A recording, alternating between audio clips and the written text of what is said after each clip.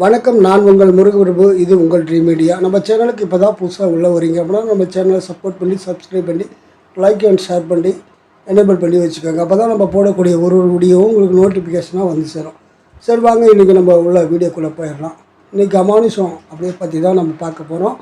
அந்த அமானுஷம் எங்கே நடந்திருக்குன்னா இந்தியாவில் தான் நடந்திருக்கு. அது வங்காளதேசத்தில் தான் நடந்திருக்கு. சரி, இந்த வங்காளதேசத்தில் பார்த்திங்கன்னா அது என்ன மாவட்டம் அப்படின்னா அல்வார் அப்படிங்கிற ஒரு மாவட்டத்தில் தான் இது நடந்திருக்கு. இந்த சம்பவம் அங்கே பன்கார் அப்படிங்கிற ஒரு கோட்டை ஒன்று 17ஆம் நூற்றாண்டில் கட்டியிருக்காங்க. மிக பிரம்மாண்டமான கோட்டை. மக்கள் அதை பயன்படுத்திட்டு வந்திருக்கிறாங்க. அதுக்குள்ளே தங்கி பல நிகழ்ச்சிகள்லாம் பார்த்துட்டு சந்தோஷமாக தன்னுடைய நேரத்தை கழித்து பொழுதுபோக்கு இடமாக வச்சுட்டு இருந்திருக்கிறாங்க அந்த கோட்டையை.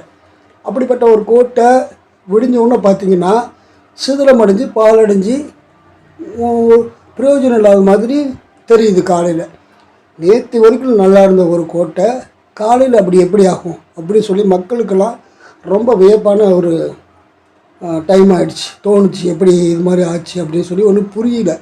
அப்போ தான் என்ன சொல்கிறாங்க அப்படின்னா அந்த கோட்டையில் மிகப்பெரிய சக்தி வாய்ந்த ஒரு மந்திரவாதி வந்ததாகவும் அவன் இந்த கோட்டை இனிமேல் மக்கள் பயன்பாட்டுக்கு இருக்கக்கூடாது, பாலடைஞ்சு சிதிலமடைஞ்சு போகணும்னு சொல்லி சாபம் விட்டுட்டு அங்கேருந்து போனதாகவும் சொல்கிறாங்க. அதற்கு பிறகு தான் அடுத்த நாளே இந்த கோட்டை சிதிலமடைஞ்சு பாலடைஞ்சு போச்சு அப்படின்னு அங்கே இருக்கிறவங்கலாம் சொல்கிறாங்க.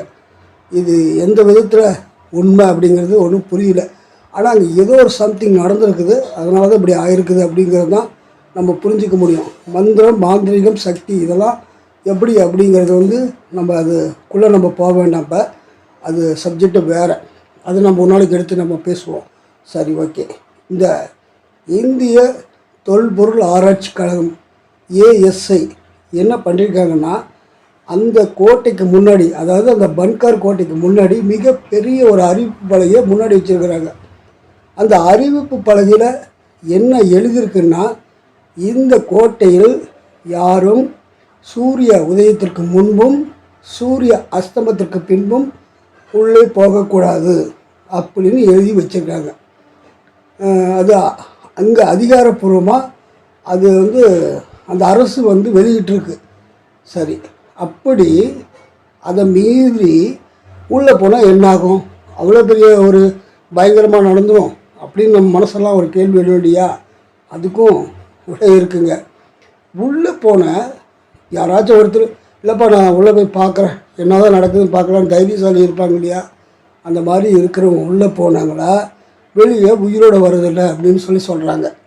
சரி, அப்படியே யாராச்சும் ஒருத்தர் வெளியில் வந்தால் நல்ல மனநிலையில் போனவங்க மனநிலை பாதிக்கப்பட்ட மாதிரி தான் வெளியில் வராங்களாம். அப்போ ஒரு மைண்டு சரியாக இல்லாத ஆகிடுது. அப்போ உள்ளே ஏதோ ஒரு சம்திங் நடக்குது அந்த கோட்டைக்குள்ளார. அது என்னங்கிறது தெரியல. அதை மீறி அந்த இரவுகளை அந்த கோட்டைக்குள்ளேருந்து பெண்களுடைய அலறல் சத்தம், அழுகுறல் சத்தம் கேட்குறதாகவும் வளையல் சத்தம் கேட்குறதாகவும் இப்போ வரைக்கும் சொல்லிக்கிட்டு தான் இருக்கிறாங்க. இது எந்த விதத்தில் ஏற்றுக்க முடியும், எந்த விதத்தில் ஏற்றுக்க முடியாதுங்கிறது நமக்கு ஒன்றும் தெரியலைங்க. கேள்விப்பட்டது பார்த்தது எடுத்து நான் உங்களுக்கு பதிவு பண்ணுறேன். இது ஏற்றுக்கிறதும் ஏற்றுக்காத போகிறதும் அவர்களுடைய தனிப்பட்ட விஷயம்தான். அமானுஷ்யம் அப்படிங்கிறது காலங்காலமாக இருந்துக்கிட்டு தான் இருக்குது. பல வீடியோக்களை நானும் சொல்லியிருக்கேன்.